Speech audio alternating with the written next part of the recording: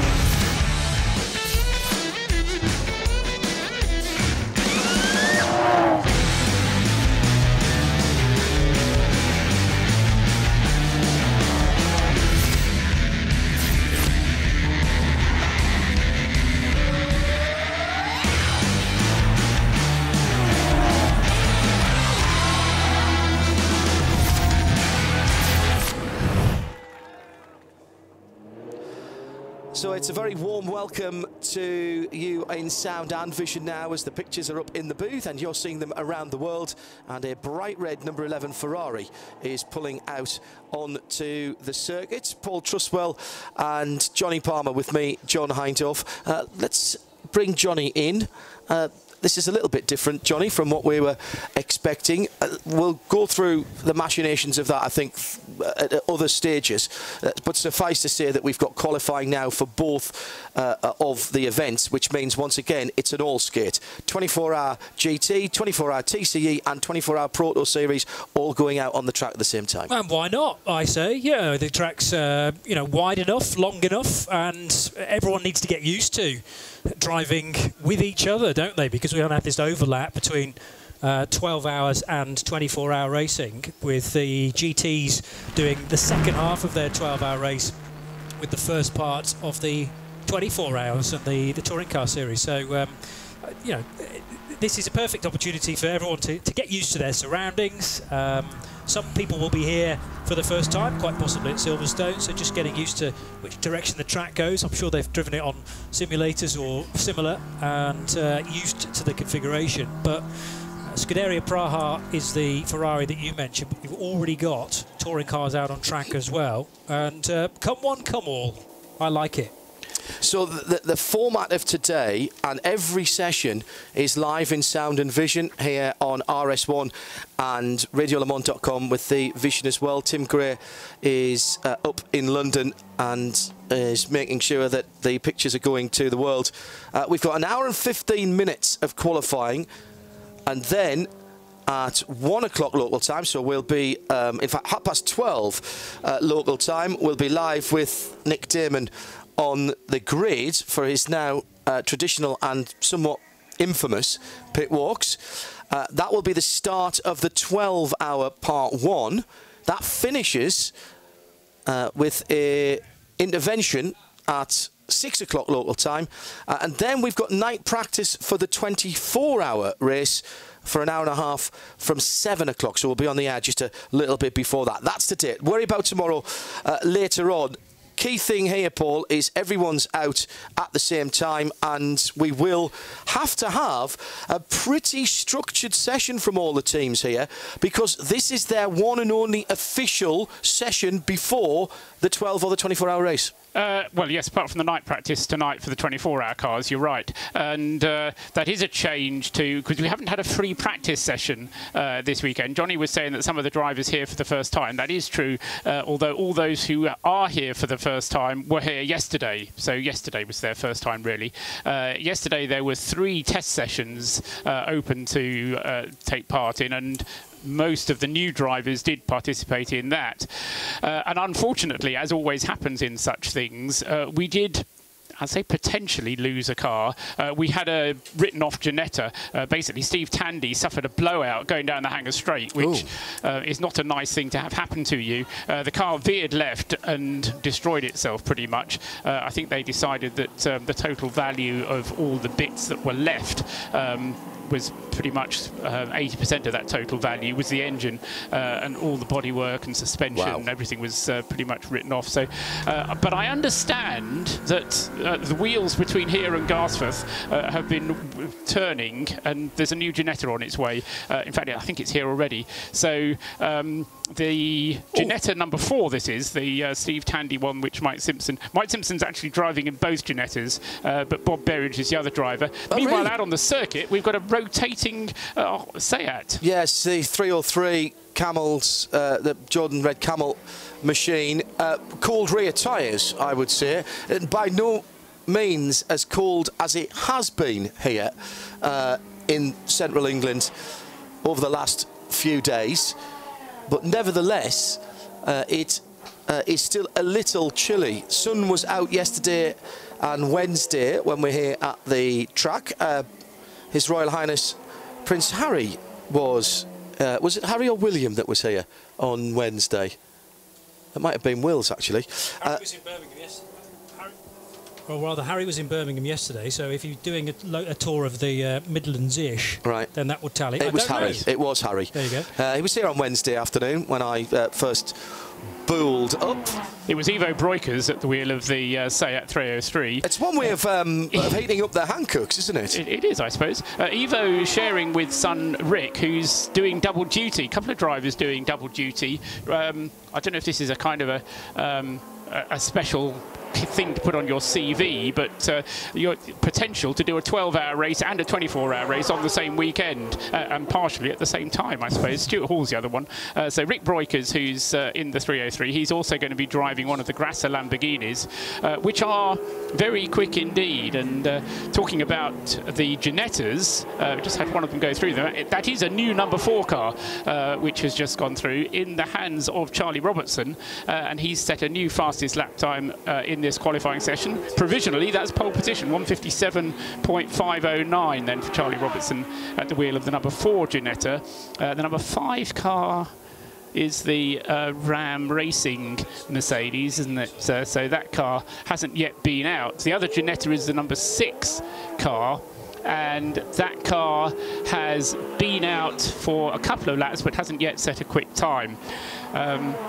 So those are the other prototype we have is the number 97 car. That's a Norma running in the CN class, and those are the only 3 prototypes we have, unfortunately. But the GT entry is really quite mouth-watering, actually. We've got a very good, we've got two very good Mercedes, one which is being shown on the screen at the moment in the Gulf colours. The Gulf Mercedes doesn't quite trip off the tongue, but it certainly is a good-looking car, and that is one of the cars that Stuart Hall is at the wheel of. Problem out on the circuit a moment or 2 ago, and again it's the 303 car. This is one of the Seat touring cars. Remember, 3 different categories there, and that was in the infield area, and it looks like there was a contact there with the number 100, which is that's the Blake Molen car, which won the race course last year, defending champions. De Groot at the wheel of that car. Yes. And still Ivo Breukers, who's starting with a bit of a disadvantage because he's only got a crack in the windscreen. So those 2 cars coming together on the infield loop. Yes, one hopes that isn't a portent of stuff to come, because as far as the touring car race is concerned, the 24-hour race is concerned, the two Seats, the 303 orange car of the Red Camels team with the two Broikers driving it, certainly contenders for victory, I would suggest. And of course, Michael Blake-Molen's team, the car number 100, which, as I mentioned, won this race last year, should have won, one could argue, the race back in 2016. Did you say Michael Blake-Molen's team there? I did say Michael Blake-Molen's team. Yes. And the driver is Sebastian Blake-Molen. Correct. Right. Yes. And I've forgotten what Mrs. Blake-Molen does, but she's involved in the team as well. Melvin de Groot, Rob Smith is another of the drivers of that car, and Rennie Steinmetz, the fourth driver. Those four were the four drivers of the car last year as well. So, as I say, that car certainly starts as one of the favourites in terms for the 24 hours of Silverstone. It is the Grand Prix circuit, Johnny, that we are using, and the site of a mixed grid of touring cars, GTs and prototypes, all of course in their own series this year, which is a slightly different way of doing things than we've seen in the past. Rather than just having classes, there are different series. Not all of the cars go to all of the events. It's a 12 and 24-hour race here, part of which is combined. So we will have 7 hours on Sunday morning, and this is the big change if you're planning your week. Sorry, on Saturday morning. See, I'm not even up to speed on it yet. The big change is that the 24-hour race will now start at a very sensible 10:30 in the morning on Saturday, which means we're all done and dusted by 10:30 on what is Mothering Sunday, of course, which I think is smashing. Never mind hanging around to 3 o'clock in the afternoon like you have to do at Le Mans before you get the race started. Start at 10:30, finished even with the podiums by sort of 11:30, be home for your Sunday lunch. Yeah, well, we've a table booked. My mum's very pleased about the fact that I won't be here all of Sunday, so she'll be able to make a half to sitting. Yeah, I can let you go before that if you want. No. I'll stay till the end. Are you sure? I wasn't here yesterday, so I have some time to make up, I believe. Yes, you're right. This is the Arena Grand Prix circuit, but started from the Heritage pit lane, we should point out. So they're not starting from the wing where you do for World Endurance Championship meetings, for the Grand Prix, for other race meetings throughout the year. There's the option here at Silverstone to start it from the traditional start line, if you like, and the Heritage pit. So just out of Woodcote Corner is the start and finish line. And are they in the same place? A question I'm going to put to Paul, because I can... no, the start line is underneath the gantry. The finish line is at the pit lane, or not quite the pit lane entrance, but it is directly opposite us, in fact. But that doesn't help you if you're either watching pictures or... Immediately out of the Woodcote Kink, isn't it? I think that's the finish line, and the start line a bit further down the track towards Copse Corner. Not the only circuit which has its start and finish line in different places. And we've got to get used to that at Le Mans this year. It will make no difference at all. Except the race distance will be affected by it, because it's not a full lap. The first lap isn't a full lap, is it? That's a good point, yeah. It's 143 metres short. Yes, I mean, it's a place where they've always had a timing beam, to be fair. Yeah. Because there's an acceleration loop that has been there. So, but anyway, that's something for later on in the year. Apropos of future things. Yes. Quick update on the times. Fastest time of all by Charlie Robertson still. That time 1:55.997 now, his best time. Fastest of the GT cars is Rolfin Eichen at the wheel of the Grasser Lamborghini, number 963. He's done a 2 minutes 1.481, and the fastest touring car time is number 100, Melvin de Groot. John was talking about him. He's done a 2 minutes 16.219. Those are the fastest in each of the classes so far. Let's head down to the pit lane for our first live report here on RS1 from Bruce Jones. Good morning, Bruce. Good morning, John. It's a chilly pit lane, but as you've been mentioning, we've got fairly clear skies, but already we're not 10 minutes. We're just over 10 minutes into the first session. One car slightly damaged. You talked about it. It's a 303 Seat. Very slight cut to the front right-hand fender, if you will, but the boot lid looks as though someone's pushed it and they've made it crinkle cut. So whether that was when the car was being recovered or just simply as it went around. But we had a driver change. Ivo Broikers out of the car, Konstantin Kalko taken over. But they've got an hour to go and play, but they could do without the spins, I'd say. Thank you, Bruce. Bruce Jones down there in the pit lane for us. Diana Binks will be joining us in a wee while as well. Important that all three drivers do get in the car during this session, though, John, because for the 12-hour cars, this is their only qualifying session, because they've got the night practice for the tourers later on. But for the 12-hour cars, this is their only qualifying session. So every driver in the driver lineup has to do 2 laps during this session. And obviously, the other aspect of it being important is that at the end of the session, fastest of all gets to start at the front of the grid, and that can be an advantage. I was talking about the quality of the GT grid. We've got 2 Ferraris, 3 Lamborghinis, 2 Porsches, 2 Audis, 4 Mercedes. So it's really a very good A6 lineup, particularly when you start looking at the detail of those cars as well, because 2 Ferraris, have got one from the FF Corsa team, the other from the Scuderia Praha, although this year they go, or this race, they go by the snappy title, get used to this, Bohemia Energy Racing with Scuderia Praha. Still the same driver lineup as we're used to, Jiri Pisaric, Josef Kral and Matteo Malicelli. And that car thus far hasn't gone as quickly as I was hoping, perhaps expecting. 2 minutes 4.959 thus far. I wonder if there's a little bit of dry powder in the back of that Ferrari. As I say, at the moment, fastest... What, if you mean the sort of thing that if heated massively would turn into glass? No, if heated massively it turns into sand, yes. So dry powder at the moment. Right. The Lamborghini's the fastest GT car, as I mentioned a moment ago, Rolfin Eichen. The second fastest car, in fact, just becoming the...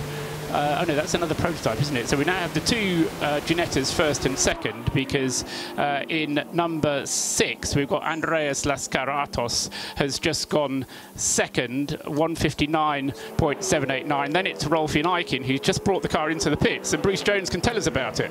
Yeah, actually, quite a few drivers haven't got their name corresponding with who's in the car. That was Phil Keane, who's just got out of the Grasser Lamborghini, and Rolfin Eichen has just climbed in. So a little bit of housework there. J.M. Littman also just told me in the neighbouring garage that he's listed as being out on the circuit, but the fact I was talking to him in the garage suggested he wasn't. He's good, but he's not that good. Yeah, no, he said the times aren't good enough. He doesn't want his name against those on the screen, but what is definitely sure is Rolfin Eichen will be going out in the 963 Grasser Racing Team Lamborghini, certainly one of the favourites for this event. They've been going better and better through 2017 in the Hurricanes, and a very strong lineup. And if you've got Phil Keane on your side at Silverstone, that's definitely a trump card that you're playing. And JM this weekend will be referring to him. He always has his initials because he's not keen on his given names, and I've said it before, and we have a bit of a joke about it. So this weekend I've been trawling through my brain to think of great motorsport JMs, and his name is a good JM in terms of that. Those that know will know it is. This weekend, however, he's going to be Jari-Matti Littman. So he's going to be Jari-Matti this weekend, is JM. I hesitate to have JM Littman in the same sentence as AJ Foyt, but I don't know anybody who referred to AJ Foyt by his Christian names and walked away without a slight stagger. Nothing would have been like with AJ. I used to call him. Yes, thank you. Thank you, Bruce. Yeah, I mean, it certainly isn't unique for drivers we wish to be known by their initials rather than... JJ Leto? That was just because it was long, though, wasn't it? Yes, and he started off his racing career with the name of his full name, Jyrki Leto, on the side of the car, but... they ran out of those little letters. Van Diemen said it was compromising their design, so... that was how that one ended up. Anyway, J.M. Littman is in. I'm just trying to remember which car he's in, and if I pick up... This is the trouble having 2 entry lists. See, when I was talking to him at... coming back from Dubai, it must have been, wasn't it? We were on the same flight on the Sunday morning. Monday morning, whenever it was. Sunday morning, yeah. Yeah, Sunday morning. He mentioned a couple of names. I would expect him to be in. He's in the Baz Kooten car. That's who we were talking about. Carnival 155 this is, because I can't say the Baz Kooten car. There's an NKPP Baz Kooten car, which is unmistakably NKPP, because NKPP is very large on the side of the car. Oh, really? There is a LMS Racing Baz Kooten car, which is filled with fins. But not with JJ Leto. But not with JJ Leto, nor with Jari Matti Littman. And then the car that JM Littman is actually in is the Kawasaki sponsored car. This is a Ford Focus. The NKPP car is also a Ford Focus, but the LMS car is a Seat. And it's Christian Jepsen, Jan Sorensen, Anthony Lambert, and JM Littman, the drivers of the 155 car. So that's just to fill you in on that. Let me run down the order as far as the GT cars are concerned. Still the 963 car, which Phil Keane drove, thanks to Bruce Jones for telling us that, to a time of 2 minutes 0.044. It's now back out with Rolf Ineichen behind the wheel.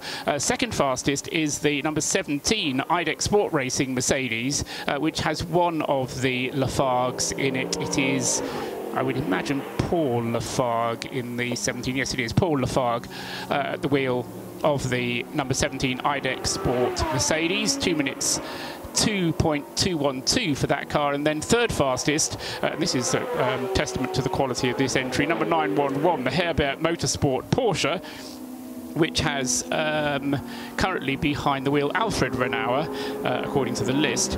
Robert Renauer, Ralph Bone, Daniel Adam, and the regular drivers of that car. And so the order at the front there is Lamborghini, Mercedes, Porsche, and then another Mercedes in fourth place, being the number 31 Mercedes, this being the Golf car, the Rofco Racing entered car of Dan Brown, Roald Goethe, and Stuart Hall. Stuart Hall, one of at least two drivers who is participating in the 24 hours as well. So he finishes the 12-hour race, gets out of the car, and then jumps into the Accelerate Mini because he's driving in that. Sorry, the Accelerate. It's not the Mini; it's the other Accelerate car, which is an Audi RS3 running in the TCR class. Nice. Which is a good little number for Stuart Hall that he got himself there, and sharing with James Kay in that car, and that's number 106 in the TCR class. That's a blast from the past, James Kay. James Evergreen, I think. Yes, is, fantastic. Along with people like Julian Westwood, who kind of take us back to our youth, don't they, John? Yes.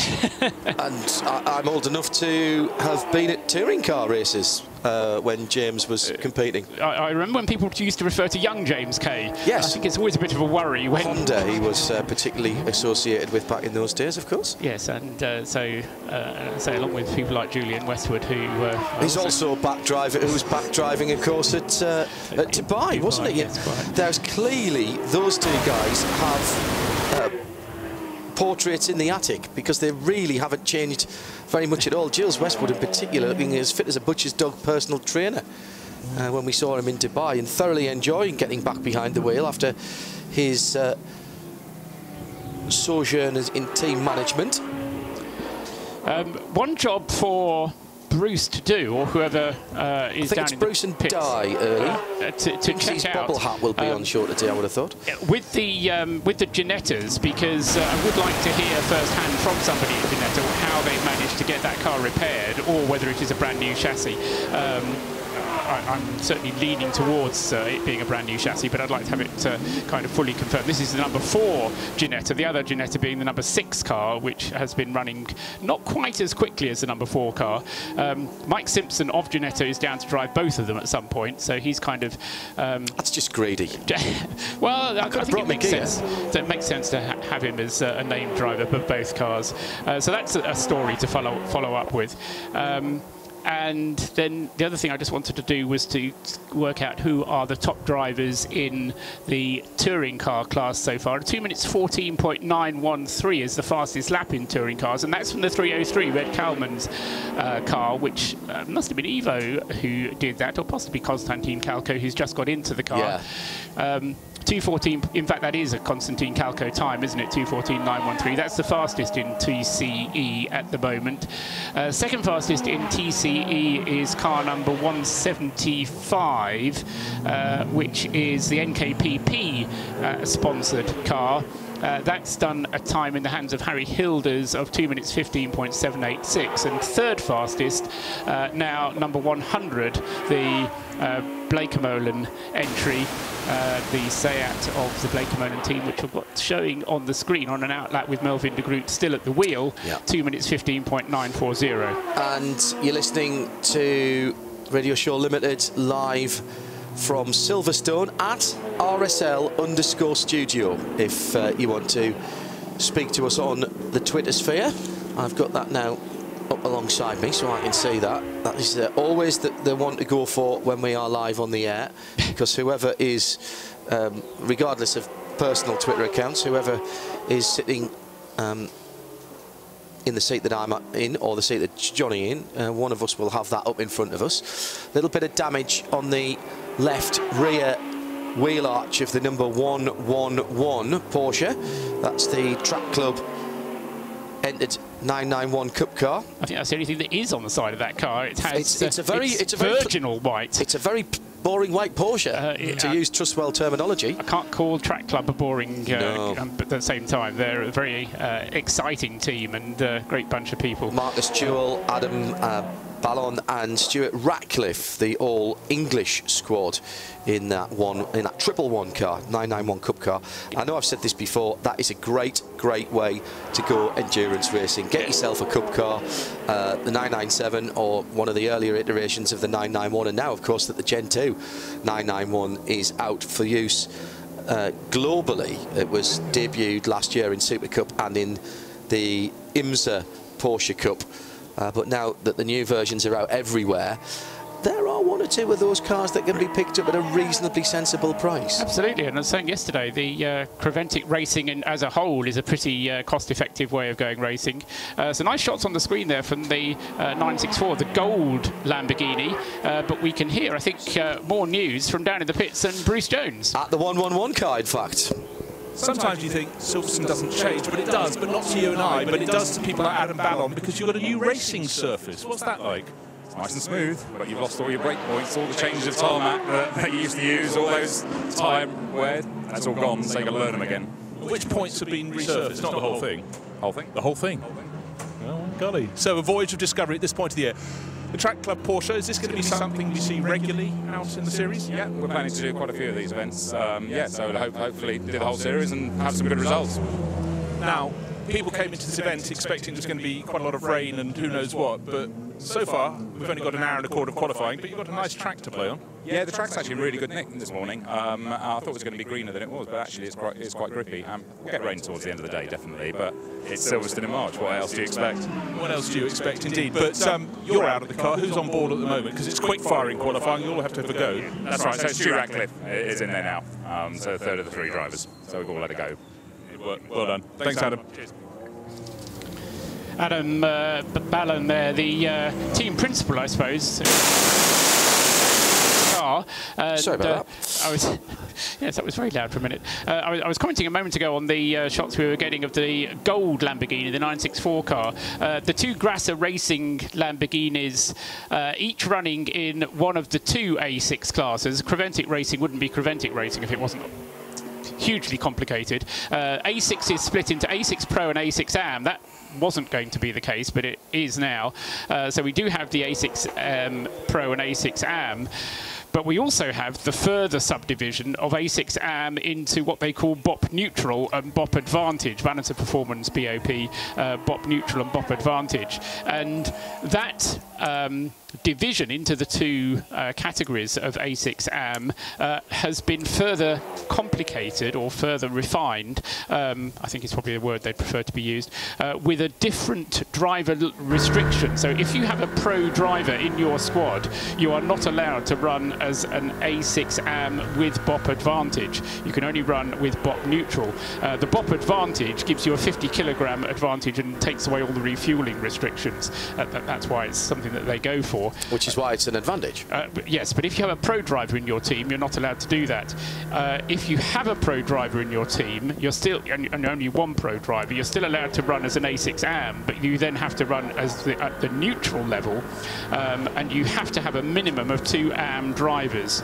A6 Pro, you're allowed to have 2 pro drivers in the team, and 1 at a minimum of the AM drivers. So the Creventic driver categorization defined as pro, semi-pro and AM, but the restrictions are placed on pro and AM, and the semi-pro kind of fills in the middle. Fills in the middle. Yeah. Semi-pro is roughly, and it's a Creventic uses it, but Creventic roughly uses the FIA silver categorization to define what a semi-pro is. But those are what the various types of A6 are, and you'll hear us talking about A6 Pro, A6 AM, but then, as I say, there's this further A6 AM BOP advantage category to think about. Let's head back down to Bruce Jones in the pit lane here at a sunny but still chilly Silverstone. Yeah, but it's got prototypes on the track, which is always good, and we're quite lucky to have the number 4 Simpson Motorsport Ginetta, and Charlie Robertson's going to explain why. Yeah, so yesterday one of our drivers, Steve Tandy, had a slight crash yesterday with a failure, which was unfortunate. Yeah, the car was unsalvageable from the crash yesterday. So the guys, Simpson and Ginetta, we've come together and managed to get another car down from the factory, which is, fantastic effort. Worked through the night to get another car on track this morning.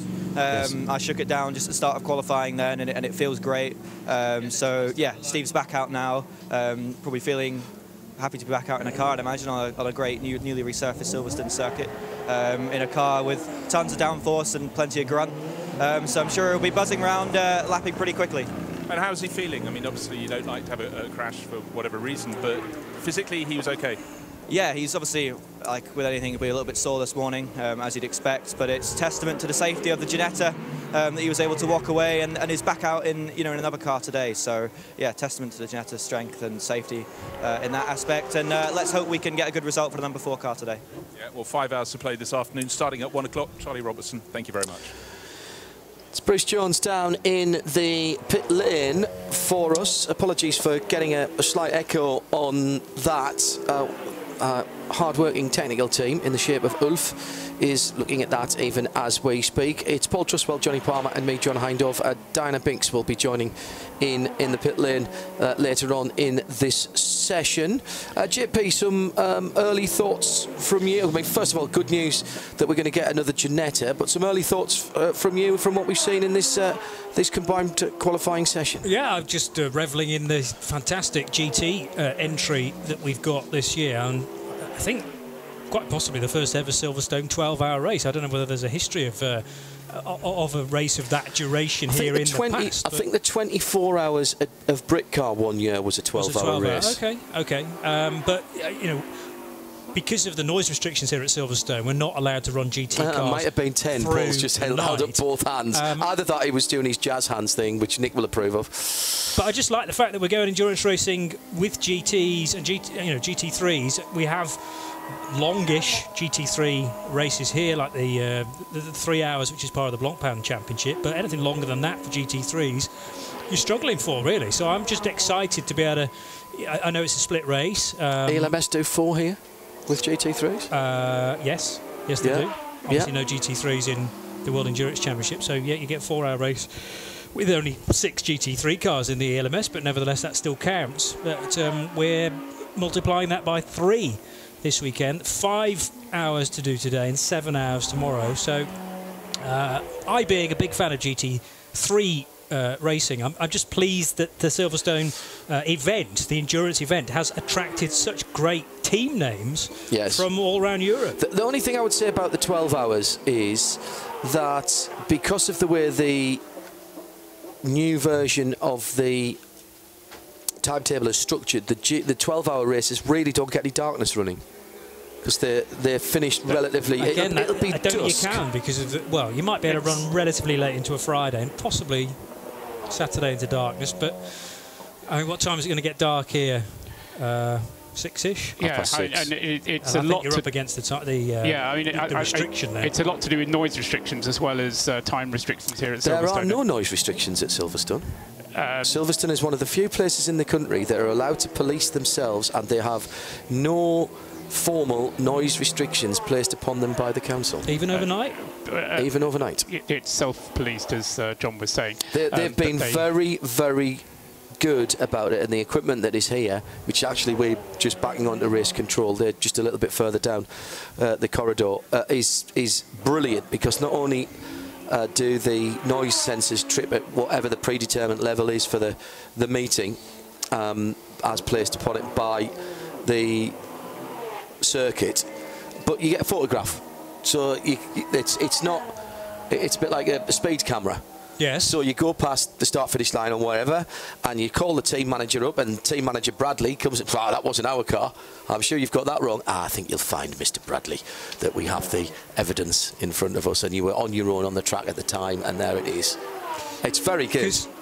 The Team Ultron Peugeots that had been stung before, was that last year? 2 years ago. 2 years ago, yeah. When they were too noisy through the night and were pulled up in front of the clerk as a result of that. So there is further evidence that it's looked at closely. My point, the 24-hour cars are running through the night. I realise they're touring cars, not GTs and prototypes. It would just have been nice to get them into a little bit more of the darkness, I think, for the guys in the 12-hour race. Because there's something very special, as I have found out a number of times. I've been very fortunate that a number of my very small amount of race experience has been with darkness. I mean, they run Group C's into twilight here during the Silverstone Classic, and that works. You know, there's a little bit of darkness obviously coming in there, and just to be able to see race cars in the dark, just to be able to see prototypes of that era with the headlights ablaze, you know, picking out the tarmac in front, just adds to the atmosphere. Tom Onslow-Cole deep in conversation with his team after being on board the car for a little while, I think, and actually got it to fastest. Yeah, he's fastest. I was going to point that one out a minute ago. He went fastest in the GT category, and he also has split the Ginettas. So Tom Onslow-Cole, his best time at 1 minute 59.252, going quicker than the number 6 Ginetta and quicker than the 963 Lamborghini, which Phil Keane now is at. No, Rolfin Eichen is now at the wheel of.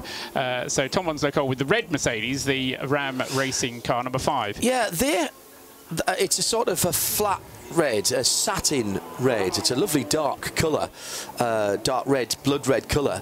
But the finish on it is extraordinary. I presume that's some kind of wrap. They had a white and blue car here on Wednesday.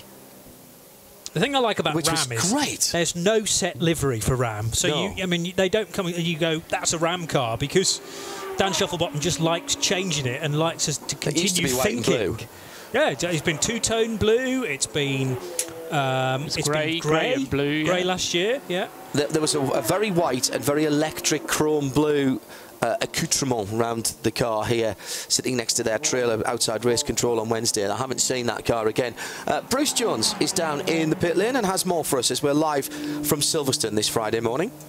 Well, he's only second fastest, you could say, but you're splitting the Ginettas, splitting the prototypes. So Tom Onslow-Cole, great job in the Ram Racing Mercedes. Yeah, feeling very sharp, very good, the car at the moment.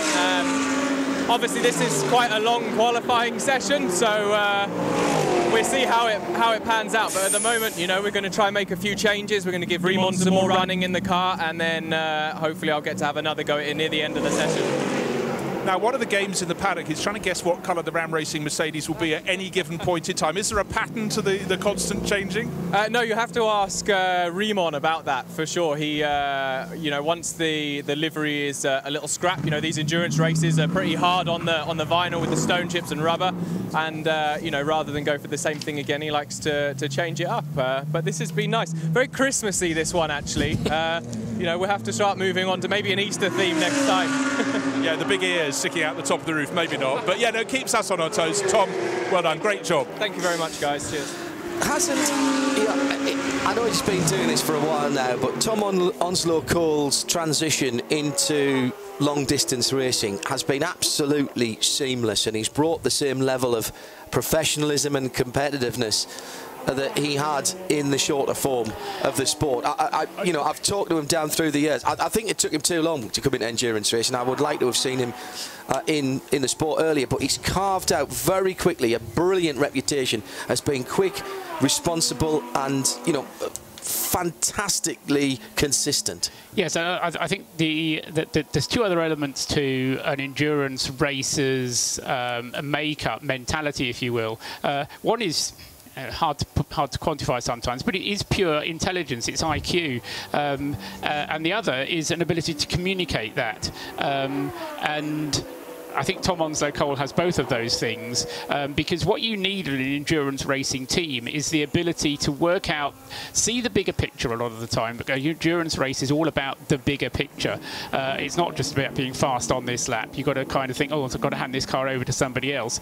But then also to be able to communicate that to the next driver coming in. And as I say, I think, you know, the intelligence and communication skills are absolutely vital.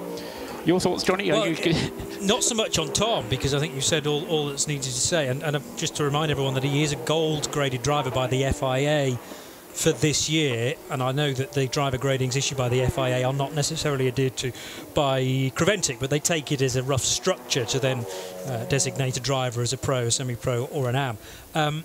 But Raymond Vos, if you're talking about Raymond then, Raymond Leonard Vos, as you'll find him on some entry lists, is effectively the man that owns the car and brings a lot of money to the whole initiative.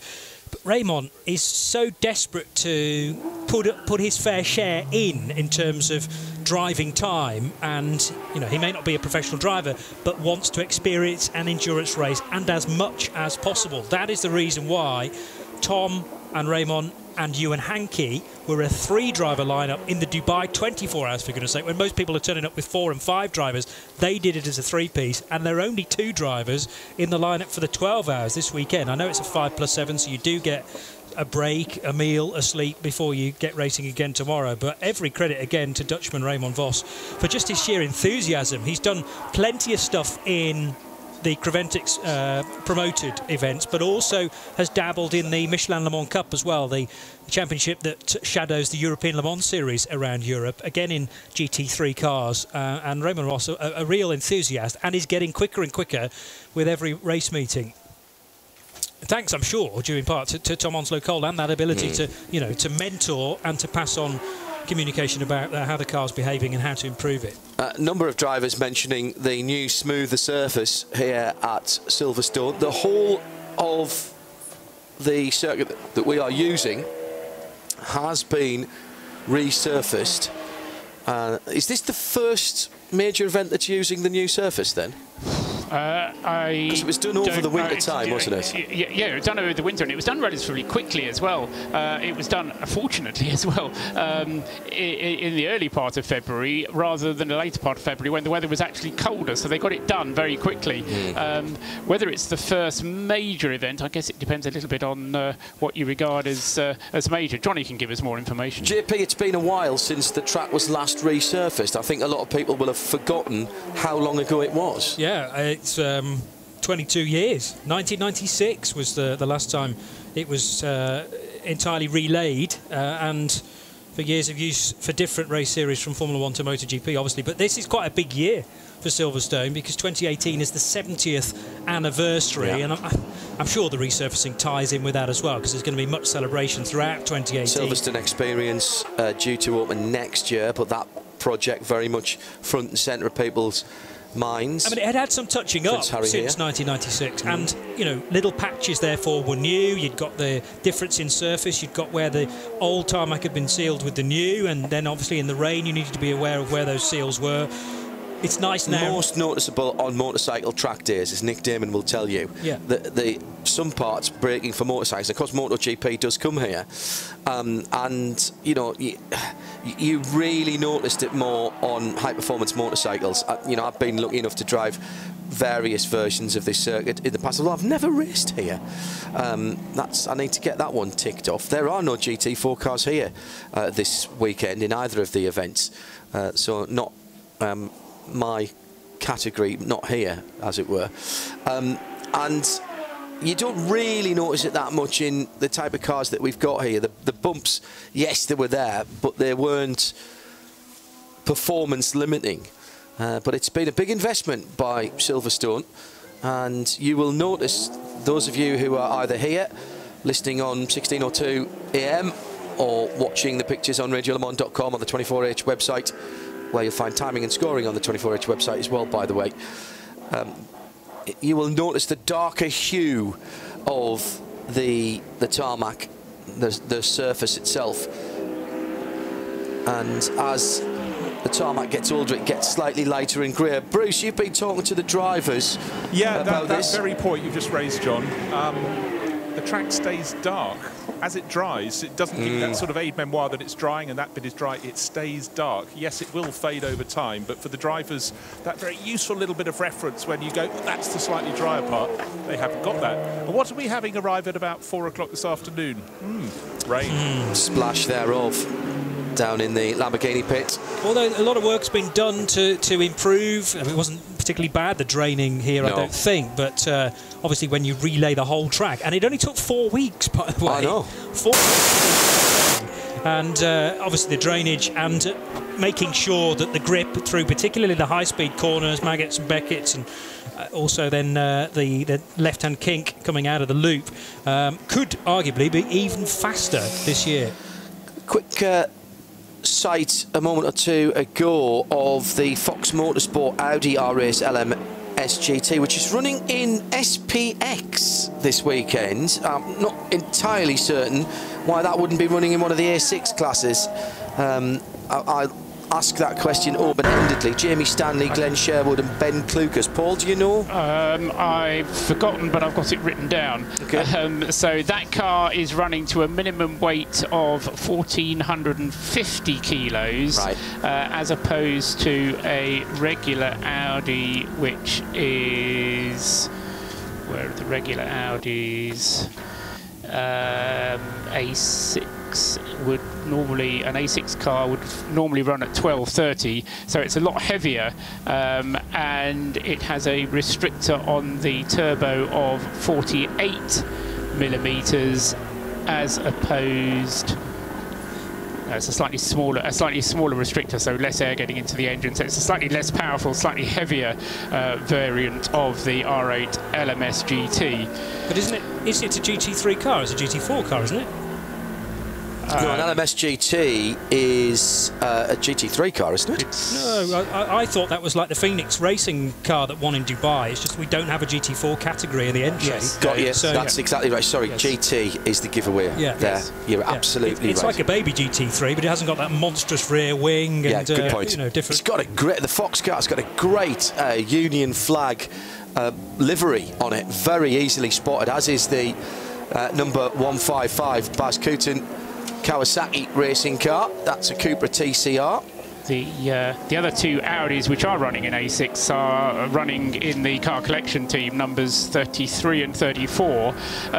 Currently quite a long way down in the times. Number 34 is 14th overall and number 33 is 19th overall in the position. So they're not going desperately quickly up at the front. Yeah, GT4 spec car, I've just checked that up. Should mention as well, by the way, this and it has been confirmed thanks to a number of people who have tweeted at RSL_studio, which is the best way to go. The only other competitive event that this new surface has seen was the POM, the VSCC Pomeroy Trophy, which was a couple of weeks ago, and that, of course, is a handicap event. So this is the first normal, in inverted commas, race. What is really normal? Problem for international, you could yes. Problem for the Ram car here, guys, with smoke pouring from the left rear of the car as it headed down the hill to Club, and Ramon Voss at the wheel at the moment. I think that's a tyre rubbing. Yes, well, Raymond was wiggling the wheel then coming out of the left-hander at Vale, I noticed. So, Vale, sorry, yes. So I'm just wondering whether he's trying to work out where the puncture is. I don't think that's a 6.2 litre engine going bang. I think it is like a tyre-related issue. I think he might have a loose wheel, Johnny. I think he might have a loose wheel and it's rubbing on the wheel arch. Tom Onslow Cole waiting in the Ram pit. I mean, they could have wheeled the car across the street from where they are, because they are in the industrial area that is outside the main gates.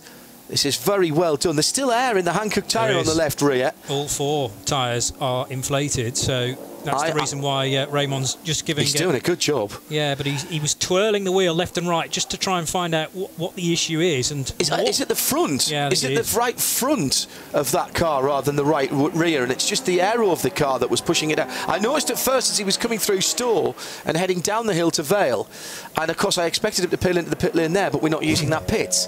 And in fact I thought he was going to for a while. So he's obviously been on the phone to the team back in the pit lane, who've said, try and get it back, lads. Oh no! Now that's coming out of both sides. I've really got no idea now. I've confused myself. I've looked at it too long. It's a bit like a big menu. I think it's engine related. The way that the smoke came out as he went through the left-hander made me think it was something overflowing a little bit and running onto a hot exhaust or something. Anyway, he's going to be back in the pit lane as well. So there's fluid coming out of the car, I think, and it's unless there's a tyre that isn't true, both sides, and it's. I don't know. Yeah, possibly. There are concerned looks with Tom Onslow Cole. A brief raise of the eyebrow. He waved at the camera as well. Dan Shufflebottom, though, looks a little bit concerned here too. There is definitely fluid on the circuit at various points, but you know, I'm putting 2 and 2 together and getting 126 here. Going to look out the window as he passes our commentary box to see whether it's Bruce, any more obvious. And we can also welcome, I think, Diana down into the pit lane this morning. Di, can you hear me? Yes, I can. Thank you. Sorry, we were slightly delayed. We had a little technical issue, but the Ram Racing car's just come in, and Bruce is just ahead of me, so you might want to just jump to him just to find out what's going on. There's definitely oil dripping out of that car. We'll get a report from Bruce in a moment once he's spoken to the team. The big question that's been asked at RSL_studio, Binksy, is it bobble hat weather today? Not yet, but I'm getting ready. Someone's just asked me where the hat is. I said it's in my bag, ready to come out. I'm just going to wait to the last possible moment before I put it on. Otherwise, it's going to get colder later. You won't feel the benefit. That's the thing. Diana Binks joining Bruce Jones down in the pit lane, who is with a Ram Mercedes AMG, which is leaking essential fluids, as we've got an Audi slow on the circuit as well. That's the 33 car, which is the, I want to say, Car Collection Motorsport. Yes, correct. It is. Yay! And he's pulled off the circuit on the run down to Stowe on the Hanger Straight. We'll watch that while Bruce Jones gives us an update on the travails at Ram.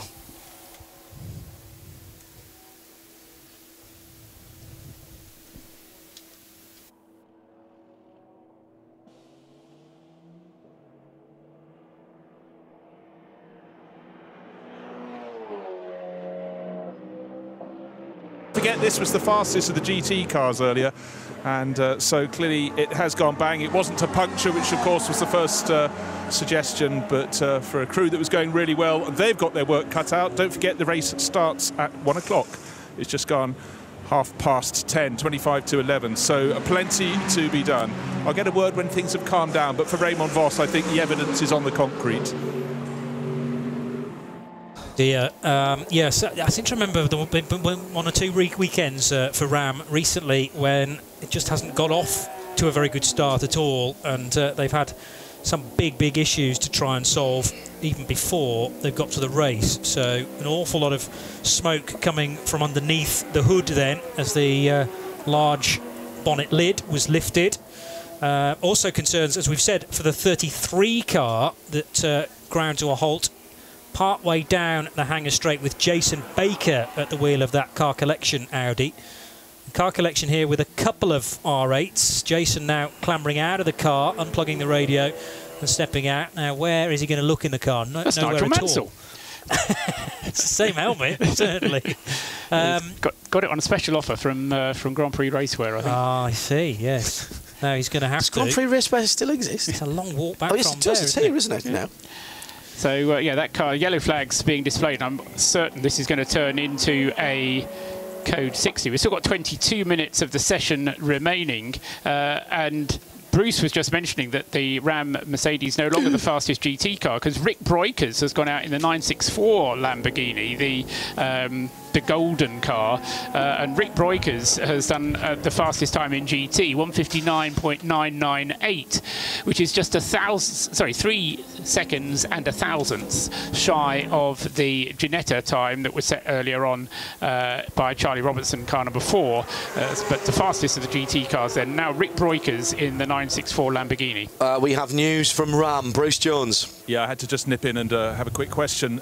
No signal at all. I said, did Raymond get the feel anything was going wrong? Nothing. All the vital signs were as they should be.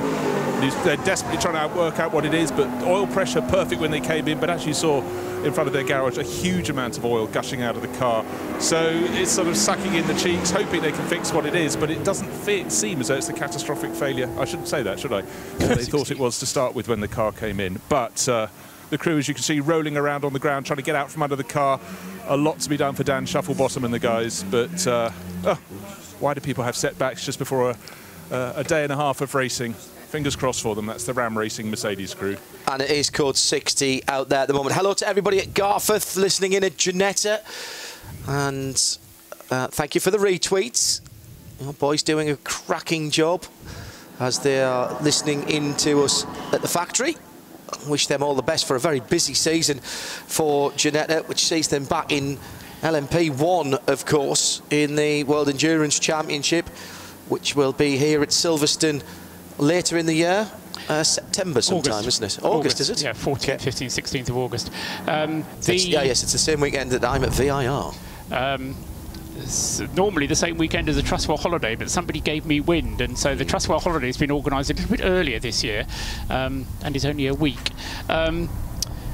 And canoeing up the river in Zanzibar, or Al Pasha over the Andes or something this year? It's strictly relaxation this year. Okay. We have an activity holiday, and then we swap it with a relaxation holiday the next year. There was something else I was going to talk about then, and you've now completely put me off my stroke. I'm sorry about that, Paul. Talking about holidays and Zambezi rivers. Yes, the flatbed, the lift vehicle, has made it to the Car Collection Motorsport Audi. Which still has electrical power, at least, because the headlights, or at least the day notice part of the headlights, are on that white and almost marker pen yellow, isn't it? That fluorescent stripe on the front. You not missed that one in the car park. Almost has a look of a... You see, if that came up behind me and I was racing, I would get that metallic taste in your mouth, because that does look like a police car. You'd feel like, check the speedo. Oh no, it's all right, I'm on a racetrack. This is where... In Dubai, where there's less grass and more concrete runoff, the marshals were able to use these little air jacks, because they all had air jacks. All the marshals were equipped with air jacks in Dubai, and that meant that they could slip the air jacks under the car, lift it onto casters, dolly wheels, and then get it onto the flatbed very much more quickly. And that's why we saw far fewer Code 60s in Dubai, because that was possible. And the marshals were all equipped with the 3 of the different types of nozzle that would go into the air jacks. Earlier on, I was about to mention the number 30 car, and circumstances overtook me. And the 30 car probably did as well. But Andrew, who has the fantastic Twitter handle of @opened brackets, has had the same thought. The number 30 car is the Team Hyundai Denmark entered Hyundai i30N TCR car. I was about to ask this: is this now a proper homologated TCR car? And if so, is this the debut of it as a homologated TCR car? It has been out in TCR International, but it wasn't homologated, and it was running effectively as a guest car. I think this might be the international debut. It probably is. I had thought it had been out. I mean, I knew it had been out before, but whether it's homologated or not, I'm not sure. The question mark on that car is actually over Jakob Christensen, who apparently isn't feeling well, and Jakob may end up not driving. Not quite sure what the nature of his unwellness is, but these are the guys who... There's 5 of them, so if they do lose one, it's not quite such as serious. Yeah, Jan Engelbrecht and Jakob Christensen we used to see in the Peugeot, didn't we? Yeah. I'm wondering then... Per Poulsen as well has... yes. They're a team of Danes who have driven together before. Yeah, the thought I was having before we went to this Code 60 was a discussion that I was having with someone else before the meeting, trying to evaluate what the performance difference was between the prototypes and the leading GT3 A6 class cars.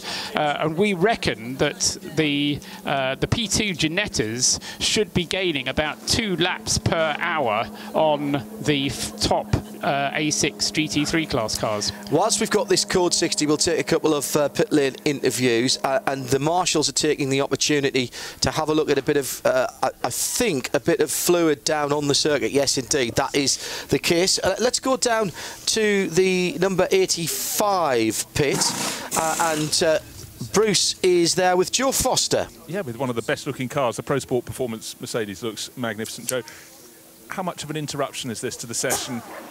Drivers need to qualify. It's an hour and 15 minutes, but that's been shortened. Honestly, it's a long race, and we know it's going to be wet, so we're just trying to get in the show, as it were, and we are, which is fine. So honestly, we're just working on setup. We're doing ins and outs now, working on setup things that we'll need in the wet. Now, one of the things everyone's talking about, brand new racing surface, but circuit's the shape it is now, but it wasn't quite in this shape when you first raced here, was it, Joe? It's a couple of winters back.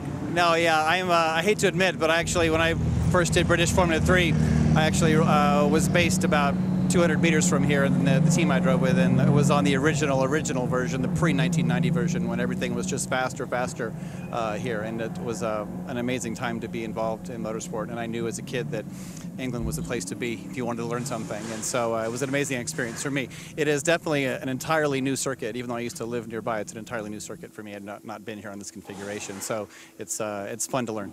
But this time you just come for the race. You don't have to base yourself in a sort of cold rented accommodation somewhere near the circuit. No, and actually I lived upstairs at a pub for a while when I first moved here, and then I rented a room from Derek Daly in his place in Schuttlanger while he was doing Indy cars. Back then I was 17, 18, 19, that time frame. And it was a great adventure. I was very, very blessed to come over here. Well, it was great to watch you in those days, and even better, I think, to watch you in this now. So have a great meeting. Thanks so much. Appreciate it. It's a good point, you know, because a lot of people forget just how long Joe Foster has been around and how much experience he had. You know, it wasn't the done thing necessarily for American drivers in that era to come across and learn their trade. British F3 was the must-have on a single-seater driver's CV back in those days, and you know, not many US drivers came across there. Joe, I think his love of what the Americans called road racing, what we would just call racing, is you know, came from, you know, putting himself out, coming here and learning it in the European style. Pat Long, who's another great American road racer, Porsche driver obviously now, and has been for some time, he did exactly the same thing. Bobby Rahal did the same thing. Paul Tracy, the other one that people tend to forget about as well, who came over and did British Formula. But I mean, Bruce Jones probably knows more about it than any of us, because he was there reporting on it all, and I think probably Bruce and Joe pretty much go back to the same era, without being rude to either of them in terms of their age, but I'm sure they could keep us well entertained. Should we just stick a microphone and a couple of beers in front of them, and they would go on for hours. Yes. You only read about all of that though, Bruce. You can't remember from the time, can you? Yeah, my byline was on it. They were great. It really was. But you're quite right, John. So few American drivers, you could almost count them on one hand in decade or so that I was around Formula 3. But yeah, Joey Foster very much one of them, as he was back then. And I remember even when Michael Andretti came over to be in Formula 1, he didn't move to Europe, and he tried to do it commuting, and it was probably one of the reasons he wasn't as successful as he might have been. Doing all of that travel, he was probably quite tired. But I think what a lot of people forget is that it always used to focus on the Brazilians who'd sort of never seen snow and frost, and they were living, well, Roberto Moreno was the ultimate, who's living in a little Fiat camper van at Snetterton, which, as you know, in summer only just crests 20 degrees. So that was a massive shock to the system. But and they were staying in rented rooms here and there, as Joey said, above a pub, so he chose well. But it's not quite the lifestyle that some of them have come from, particularly the Brazilians who from the well-heeled Brazilian families, and beach style was more their style than freezing at a winter test session. but it probably made men of them all. Yeah. So there you go. Well, there was no poverty-stricken Brazilians that made it over here. Just to make it over here, you had to have some money behind you. i30N TCR from Team Hyundai Denmark. Very nice, light sort of eggshell blue colour. And this is the number 30 car, running in the colours that you may have seen it in renderings, etc. And Johnny Palmer has the news on that car. I think this is its competition debut as a fully homologated car, isn't it? Yes, it ran towards the back end of the TCR International Series with names such as Alain Menu and Gabriele Tarquini putting it through its paces, but wasn't eligible for points in the championship towards the back end of the last year. I think it did the last 2 meetings, but because it wasn't strictly in the rules and they hadn't signed off the final homologation, then it needed to just go around and, as I say, not score championship points. But that changes this year. First deliveries were expected in December of last year to customer teams, and the Kia Ceed will become a homologated car this year as well, and they both carry the same Hyundai engine. Yeah, and that's based on the same platform, the street, the street car is. So this is a bit like Volkswagen AG, with the different versions of their TCR cars that mirror, you know, the street cars that use that same mid-size, I think it's called MQD, isn't it, or something like that, the platform for VAG units. And very exciting times for TCR. Been very impressed at the endurance capabilities of these cars down through the years in Creventic, and also we're seeing now, of course, in the Continental Series in the States, the CTSCC, in the IMSA Championship, with that in its first year, set to become the full-time second category next year. And already those cars, I mean, on the high banks of Daytona, they looked a bit incongruous on the banking, particularly if you were standing at the bottom of the banking looking at them. Something of the height of a Golf or a Seat, quite a tall car, going round there. And you thought, I'm not sure about that, but their lap times, I mean, 2-minute lap times around Daytona. Yeah. Oh yeah, very impressive. Yes, I think once you got in the toe of another car, high roofline, yes, but because they don't travel brilliantly through the air on their own, even better when you're with company. There is a TCR UK championship, by the way. Starts this year. Starts at Silverstone. 1st of April is the first of a 14-race season. Weekend. That's Easter weekend. I will be out of the country for that, and I can't quite say what for at the moment, but I'll let you know when I can. The Car Collection Motorsport machine is back in the pit lane, but Bruce, it hasn't come in under Audi power. Yeah, little problem there. Someone forgot to put the fuel in, apparently. Oops. Anyhow, we have Baker out and Tutumlu, Isaac Tutumlu getting on board. So nothing wrong with the car, that a little tank of fuel wouldn't help, but I'm sure they're going to rectify that. But of course they have to push it up to the refuelling area, won't they? That's the point. They can't refuel in the pit lane, so that adds to the problem. Thanks, Bruce. Yeah, Tutumlu is the only driver in that car who's yet to drive it, and he has less than 10 minutes now to get out and do his 2 laps, because we are back now to green flag qualifying, and as I say, less than 10 minutes to go. Still, the overall pole position car is the number 4 Ginetta, now in the hands of Bob Berridge. Talking about people who have had long racing careers, as we were. Bob Berridge has certainly been racing since the 1970s, and 1980s, probably. I'm doing him a disservice. Okay, well, certainly since the 1980s, Bob's been Joe Bradley brought a pre-74 Formula Ford from Bob Burridge after he'd won the championship with us. That was the Lotus, wasn't it? Lotus 69, as I remember. This was a Van Diemen that Joe bought. Oh, was it? Okay. Yeah. Bob certainly made his name in a pre-74 Lotus. But let's talk about the times. 1:55.997 then is the time from that car, which I think was Charlie Robertson's time. Second fastest, but the fastest GT car is the 964 Lamborghini. This one running in the A6 AM class.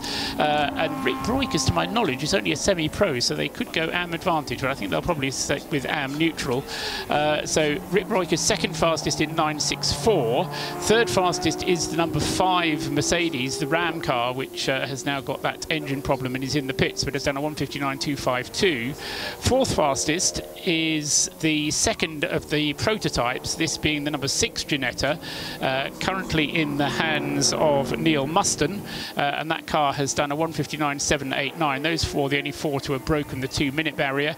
Fifth fastest and third in the GT class is the 963 Lamborghini from the Grasser Racing team, now in the hands of Frank Pereira, and that car has done a 2-minute 0.044.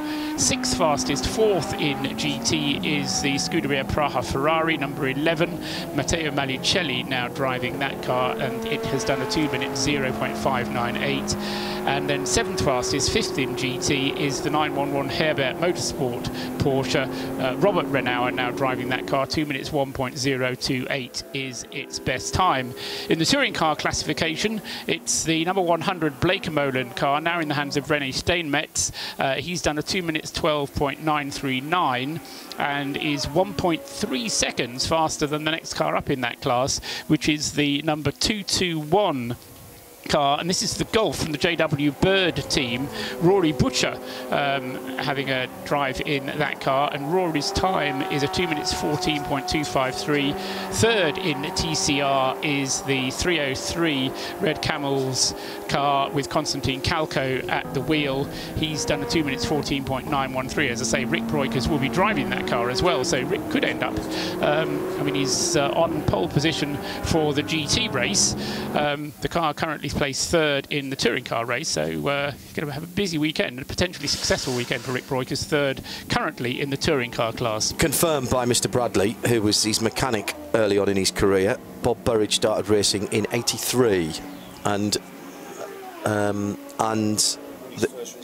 won his first race in '84, and Bradley was there hanging out the pit board for him and bought a Van Diemen RA73? FA73, sorry. Yeah, okay. Because he bought the 69 to replace it. Yeah. I was going to say, it was the Lotus 69 that I remember Bob in the pre-74 championship. Yeah. So Bob Burridge then also in his time, having been involved in various other forms of motorsport. Raced at Le Mans. Indeed, raced at Le Mans with Hugh Chamberlain. Won his category in the European Le Mans series, I think, if I'm right. Can't remember, yes. And it won the championship in that, but it was only, I think, then a 4 or 5 race season, and has also, along with Nick Manassian, been a big part of the post-vintage, the historic scene in Group C in particular. Had, and I don't know if he still does, Joe might know, had a rather nice Sauber C9. Still got that? Yeah, I saw him racing that at Spa last year, and he's out quite a lot in the historic Group C series. 964 Grasser Lamborghini is the gold car. Rick Broikers driving that at the moment. That car is second overall at the moment, in between in fact, there's a couple of A6 cars, GT3 cars, the Ram car as well, which is in the pit lane with its oil woes. As I say, with that 964 car due to run in the A6 AM class, it was quite interesting comparing the times between the two 964 Grasser cars from Dubai, and Rick was very fast indeed, faster indeed than Rolf Eichen was in the 963 car from the times at Dubai. And then following that, of course, Grasser had a very successful run at Daytona, where they brought home the Rolex watches in the GTD class. So I think that was the first ever 24-hour win for a Lamborghini, albeit in the GTD class. But certainly Lamborghini has notoriously been fast but unreliable, but seem now to have reliability on their side. The Huracan GT3 heads on to the Hanger Straight, dispatching the Jordan's red Camel Seat, heading up towards Stowe, all the way across to the left-hand side. Wait until you are right up to the curbs before you brake. It's a late turn in there. You can run the curbs a little bit on the exit, dropping quite steeply downhill, then it flattens out, then you get downhill braking again into the Vale. Stay off the sausage curbs on the first left-hand part, make the second part, try and make it one corner. He's held up by the Synchro Honda there as he comes onto the start-finish line for the international pits, and now heads for the insanely quick right-hander. Turning in, you can really ride the curb on the inside. And then on the left-hander as he's heading through Farm, don't go all the way to the right-hand side because you need to set up for one of the two slowest corners on the circuit. Again, stay away from the sausage curb. I noticed that the big sausage curb on the inside of the loop left-hand hairpin has gone as he rides the curb coming out onto the Wellington Straight. Underneath the bridge, again, you're looking for your braking point. It's round about the curbing, goes a bit deeper than that in the Lamborghini. Rick Boykers is pushing on here. Still remnants. Oh, and a CN car parked by the side of the road there as he went through the first part of Brooklands. And now in behind the Scuderia Praha Ferrari as he heads back onto the start-finish line. And he'll blast past us in just a moment or two's time. And heading up towards, as we've just got 2 minutes left, the first right-hander on this configuration of the circuit. And now heading up to everybody's favourite, the complex of Maggots and Beckett's. Down one gear as you turn in, then down another in the middle, balance the car and try and get the exit out through Chapel onto that Hanger Straight. And that's a very quick lap indeed from Rick Boykers. Just under 2 minutes, and he's pushing along again on this lap. Scuderia Praha Ferrari, by the way, came into the pits at the end of that lap when he was sighted. Looks like a tyre change for that car. The PDM Motorsport, another one of the gold coloured cars out there, is the Z3M Coupe, the old BMW bread van. I remember watching Derek Bell at Master Raceway Laguna Seca roll one of those into a very small ball whilst he was talking on the television at the same time. Coming in between turns 3 and 4, right in front of our commentary box. Extraordinary. Interesting to see how that Z3M Coupe goes, the 999 car. 4 Belgians, the drivers of it. Peter Pooper, Pierre de Landsheer, Max van der Kerkhove and Dimitri Kloiskens, the 4 drivers of it. And say the Belgian gold-coloured, very distinctive shape, very distinctive colour, and say hopefully it'll be around for the full 24 hours, the 999 car. Bruce with news. Yeah, you just mentioned you'd seen the CN class Norma out on the circuit. Well, it's made it back to pit lane, but not back to its garage. So the crew's having to run down, even as the final seconds of qualifying are underway, to push it up towards its garage near pit exit. So the one and only CN class car needs a little bit of attention. It's the Craft Racing number 97 for Regis Treff, Norbert Sauven and Carl Pedroza, who I will call Pedroza at some stage. I think it's Pedraza. Pedraza. Right, yeah, okay, that's fine. The Norma, always like a race with the Norma in it, because Norma may not be one of the names in motor racing and sports cars that you associate with huge amounts of success, but they're a bit like WM. They've been sticking at it for a long time, run by a hugely enthusiastic group of people, and you shook your head at me a little bit, Johnny, as I said, not necessarily hugely successful. I think historically you're right, but the Norma in LMP3 land is the car to have at the moment, because that's winning all the races, or certainly at Michelin Le Mans Cup level, right, with the drivers that won the championship stepping up into the ELMS. But you know, a lot of teams now either changing to Norma or having one Ligier and one Norma in their team to decide which one they go with. But they found a good chassis in LMP3s. Checkered flag is out. Finish the lap you're on, obviously. I'm not seeing too many people who might improve. A couple of green on there, including the 33. That was its best lap last time around, a 2:05.348 for the Car Collection Motorsport Audi. Back out with Isaac Tutumulu Lopez behind the wheel. He needed to get in that car and get a couple of laps. He has done, and he's gone quickest in it. Very good indeed. As the Grasser Lamborghini is slow on the way back to the pit lane.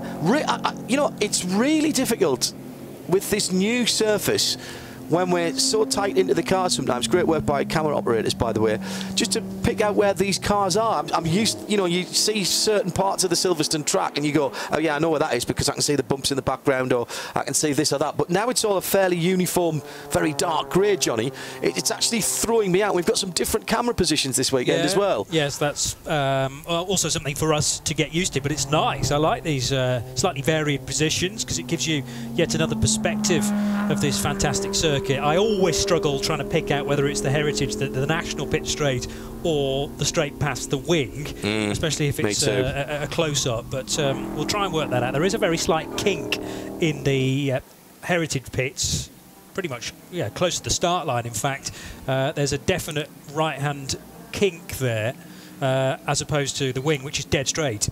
Standings at the end of that, Paul Trustwell? Yeah, so fastest of all then is the number 4 Ginetta with a time of 1 minute 55.997, just 3 seconds faster than the fastest of the GT cars, that being the A6 AM class car, the 964 Grasser Lamborghini. Third fastest of the Ram Racing Mercedes, finishing the session in the garage though with diagnosis still going on what the problem is there. Fourth fastest is the second of the prototype cars.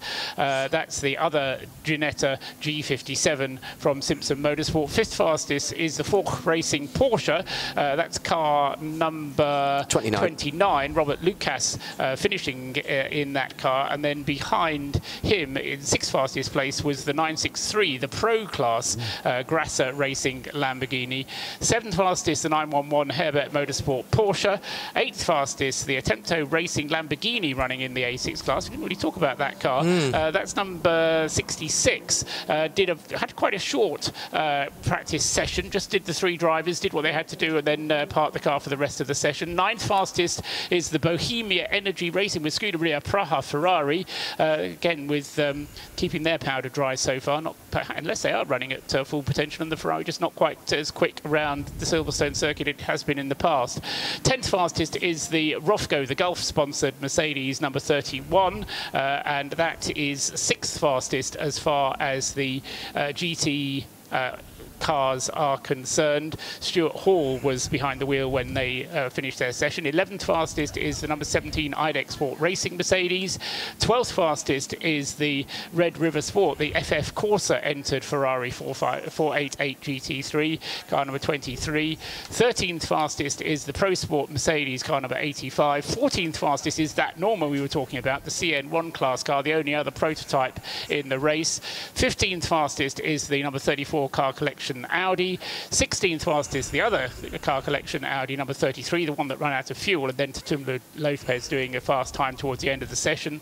17th fastest, the fastest of the SPX class cars, that's the Speed Lover Porsche, car number 78. 18th fastest is the number 64 class leading car, that's the 991.